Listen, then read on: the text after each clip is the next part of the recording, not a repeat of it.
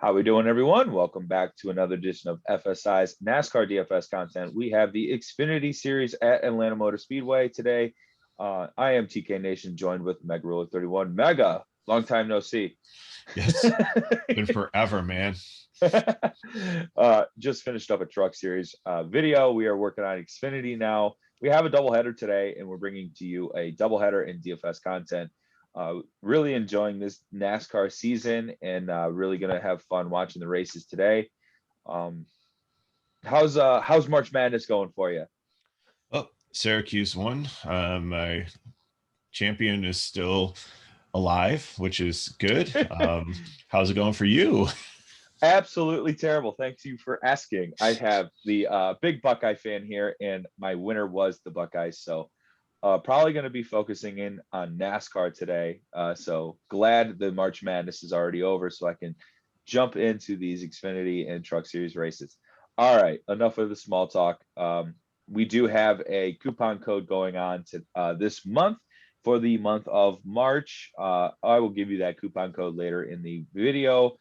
So please tune ahead and get that for 15% off any one purchase except for daily content and or the NASCAR season long content. Unfortunately, they did us like that, Mega, but we're trucking on, as they like, pun intended. It's such a great value that we can't discount it. Exactly. And there's VIP packages out there. Mega's doing an awesome job with McKinley on the MLB packages and stuff like that. It's really cool to see. All right, let's get into it. Martin Truax Jr. is our starting point here at 11-3, starting 18th, I believe. And Yep. This isn't normal. Martin Truex Jr. doesn't typically.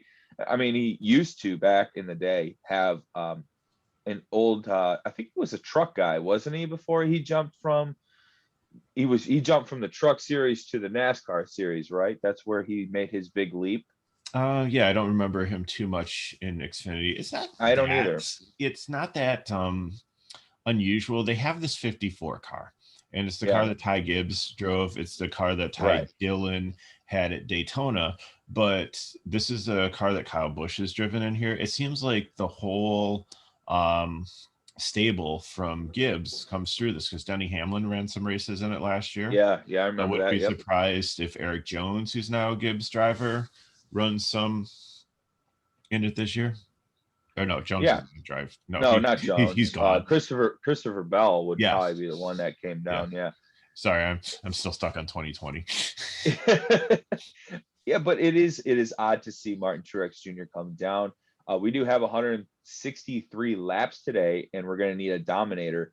I know Martin Truex Jr. is probably an obvious play starting 18th, and I don't think that's too expensive to fit into our lineups today. But we're going to need a dominator, and is Austin Cindric on the pole one of our dominators? And if not, who could be? Yeah, and the construction here is, we just talked about it in the truck race, is that you have Kyle Busch there, who's kind of the equivalent of Martin Truex Jr.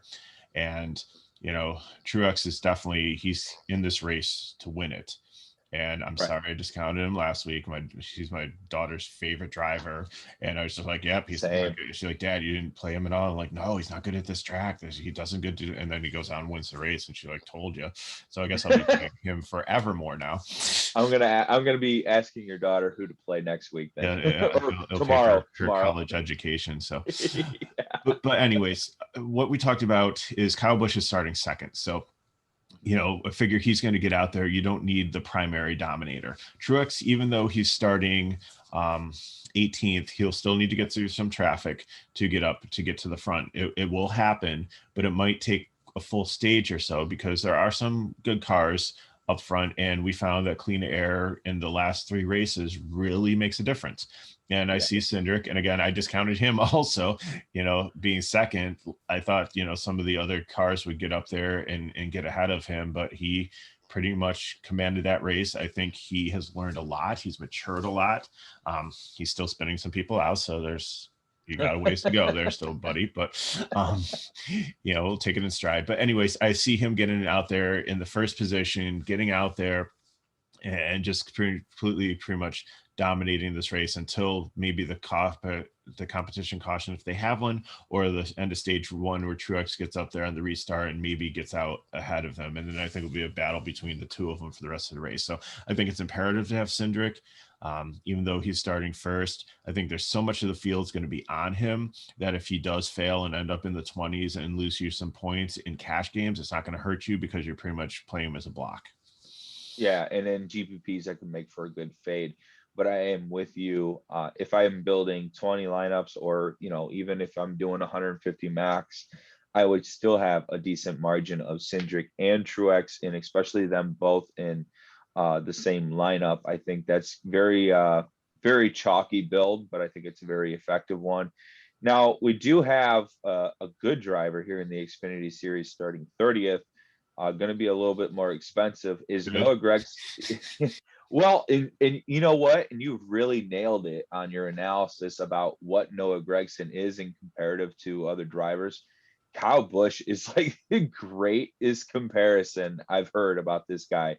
And I know that's like a stretch. You don't want to compare someone to a NASCAR champion, but it's just so funny how it's wreckers or checkers with Gragson. He is starting 30th. What are we doing with Noah, and is he a viable option this week? As I keep on saying, this guy would never surprise me if he won a race, Right. but I just can't play him in cash. Now, No. this is so tempting here. Okay, 11.5, Right. a little pricey. Starting 30th could definitely get up there. It's a style of track that fits him. So it's like, I've looked at builds, and you can play the three of them in cash. Oh, And okay. it's the other three guys in your lineup. You're going to need to hold your breath a lot during the race. Yeah. They're not horrible. It's not like you're like throwing, something against the wall and hoping it sticks. There are some viable cars that are hopefully can finish where they started, and Yeah. the build is possible, but I don't think it's ideal.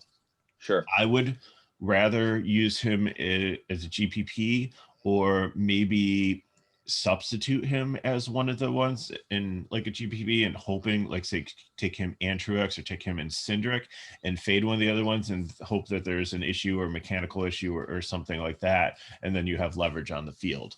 But ideally for cash, like I said, you can do it, but I don't think I think it might be a more popular build than it should be.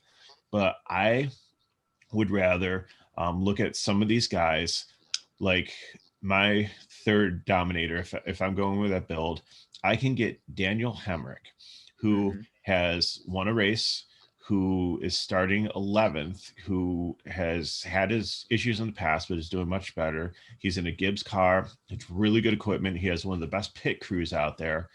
He is saving me how much? $1,500. Yeah. That brings my 2K. bottom guys up to a level where I feel more comfortable. Even better, starting a little bit further on back, another Joe Gibbs car is Brandon Jones. He's starting 16th. So there's even more price differential there. I'm saving another $300, which you're thinking $300, that's not that much, but actually looking at the builds, it gets me from, one driver up to, another driver that I feel even more comfortable with. So I think that's how I'm going to be approaching it. I'm definitely going probably Cindric and Truex, hitting the lock button on those. And then I will be using like people like Hendrick and Brandon Jones. And then I will, that lets me maybe pick a mid-range guy and a couple of value guys, or the balance of the value guys are much better than some of the sub 5K punts that are starting way too high and could lose a lot of places and actually end up negative in your lineup. Awesome analysis, Mag. I couldn't agree more. Gragson fade or underweight on Gragson is definitely the move for me as well. I do like Hamrick and Jones. I think those are great picks. Now, is there a possibility Cindric does not dominate this race? And when Cindric doesn't dominate this race, who is our GPP plays to pivot off of that?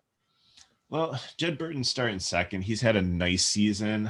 Clearly, cars have been good, but he's not there yet. But the guy behind him, AJ Allmendinger, his teammate, That's been our Would you guy. have two? Would you have two Kahlua cars that could like kind of work together to get around Cindric? And I think Allmendinger, he's committed to. He's not just the short track driver or the road course driver. He's in it for this year. He's been doing well. He's won a Yeah, race. racing for So points. yeah, so I could see him getting up there. Another guy that I think is definitely a great GPP play, but could also be a good borderline cash play, and maybe even the build I was talking about is Brandon Brown. He's been a top 10 car all year. He is someone that got into the playoffs last year.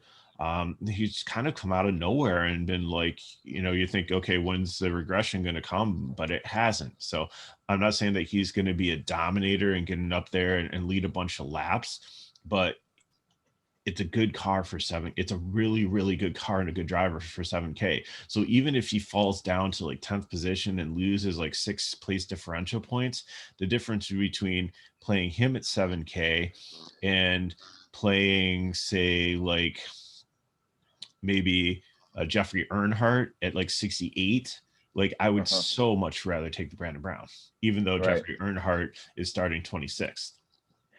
Well, the thing about Brown is, like you said, he's one of the better cars in this price range. And all we really need is maybe some fast laps. And if he changes up his strategy and he tries to do like a different kind of pit strategy, or he tries to get new tires when everybody's on olds, like one of those kind of pit strategies, one of those different kind of outcomes he's playing for in his race, I think could benefit his price tag, and definitely something you see with a team that is small like that and actually good as they try to win the race in other ways. And I think Brown is perfect for that. I think his car is good enough for some fastest laps, and even if he does lose some positions on place differential, I won't think it's going to be enough to really hurt you at that price tag. I think that's awesome analysis as well. Just But looking at let's the rest of yeah, the top we'll 10. transition that into value if you want. Or you got somebody else in the top 10 you like? Well, you just like Harrison Burns, 86. I've liked him 8,600. Oh, okay. Yeah, but I think that's a trap. I just don't think this is good for him. Allgaier, people are going to see that and recognize the name as a good driver, but he's very bad on intermediate tracks, so I will not be playing him. You can try him in a GPP, like, again, would surprise me if he won the race. No, but I think he really struggles with these tracks. Riley Herbst at 88. I think he's going to fall down. Brett Moffitt at 84. Kind of. He's one that I could see staying in the top 10 and maybe doing well if you want to get down a little bit more for your third person, if you're going like a balanced build. Myatt Snyder, even though he has the win, I think he's starting way too high at 9th. But here's another gem. 6,400, Jeremy Clements, starting 10th. Oh, I play Clements every week. I've just been on this Jeremy Clements bandwagon since Daytona. The Clements cleanse. Yes. It sounds like your diet. I'm on the Jeremy Clements cleanse. It's a keto thing, man. We're keto dieting with Clements. No, Jeremy Clements is just a finisher. And it doesn't matter where this guy starts. I play him for just finishing position alone. And he finished always a 13th at value Homestead, too. which is really good data to have. Yes. It's very comparable to this track this year. Last year he was 13.4 average running position, 14 in let's see, Homestead last year, and 19th at Darlington. So yeah, if he loses 3 places again at 6,400, definitely a good play. I think that's a cash play for me. Definitely love the Jeremy Clements call. Let's transition that into some value plays to round this out. Go ahead and tell us who we're dealing with here in the bottom half of our lineups. Well, I wouldn't call it a super value play because it's 7-3, but I really like Alex Labbe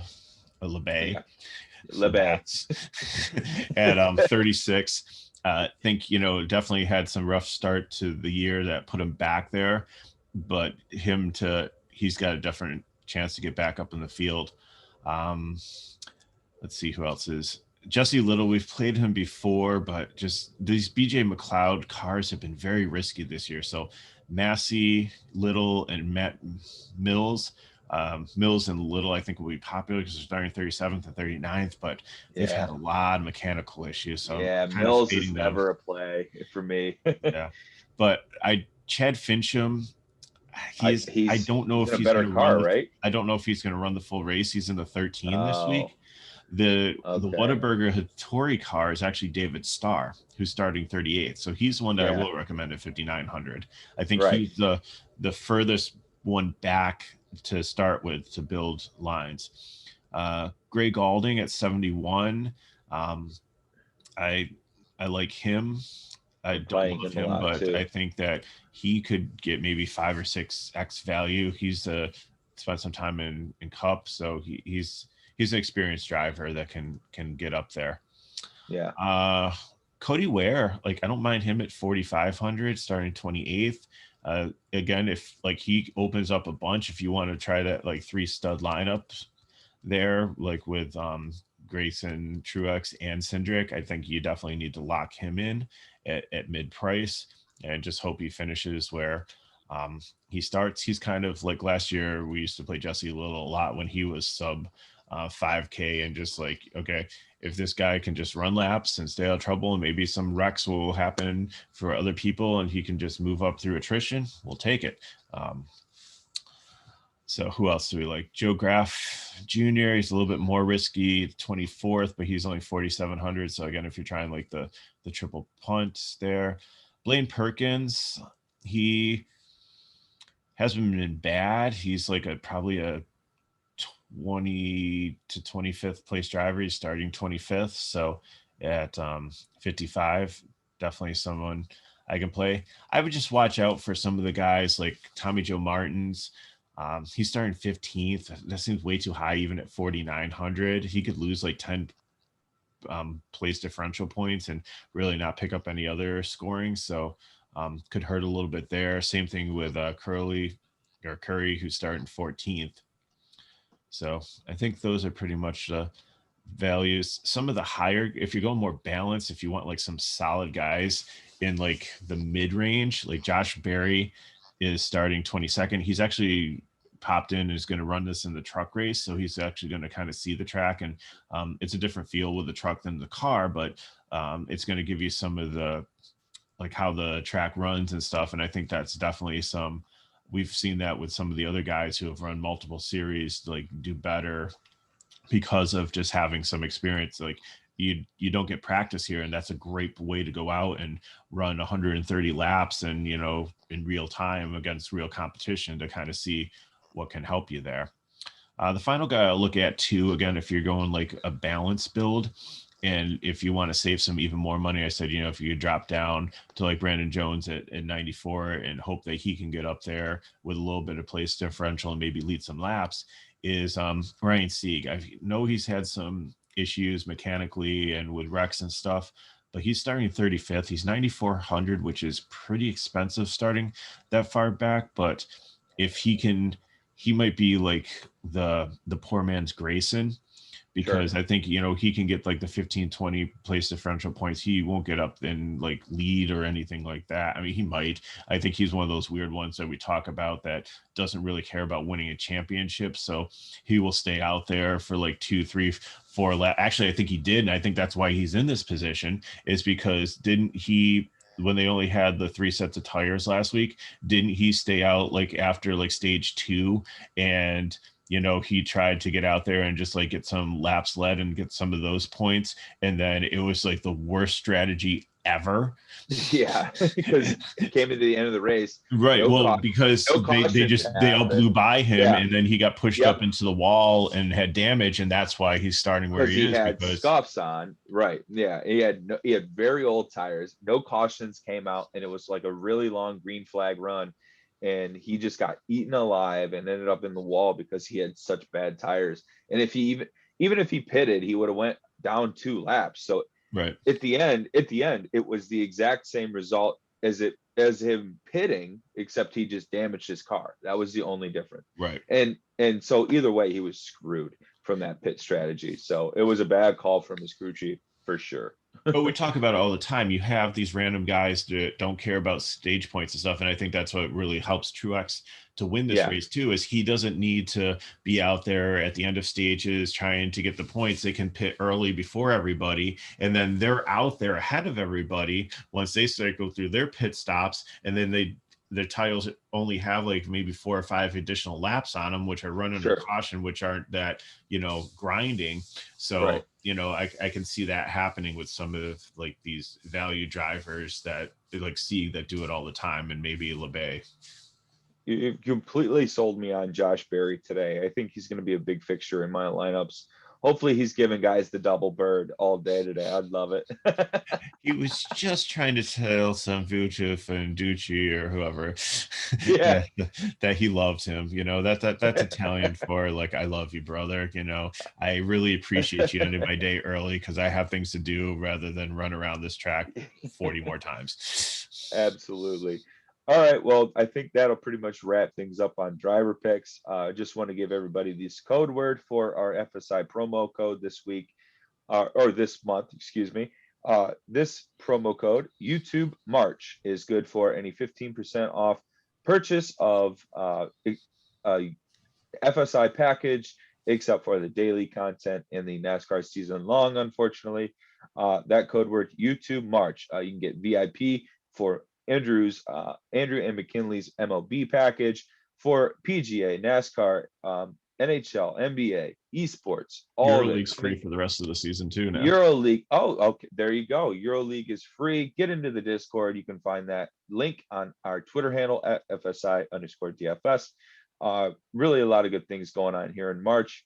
It's madness. It's madness month. It's going to be a fun day today. I'm looking forward to following that instead of my bracket that's completely dead. That promo code YouTube March one last time. All right, Andrew. Thank you for your time this morning. It's been a blast talking about the trucks in the Xfinity. We got NASCAR Cup Series tomorrow morning probably coming out. So this is great, and appreciate your time. Everybody, like, comment below. We will be around all day today. I'm in quarantine, so got plenty of time on my hands. All right, guys. Thank you. Anything else to add, Mega?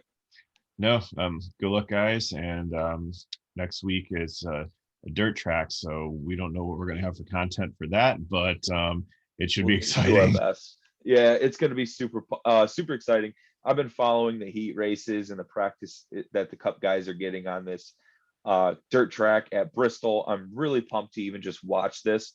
As a guy that has Eldora in his backyard here in Ohio, I'm really excited to see that. So, all right, guys, thank you. Appreciate you guys listening, and we'll get to you tomorrow. Thanks, everyone. Good luck.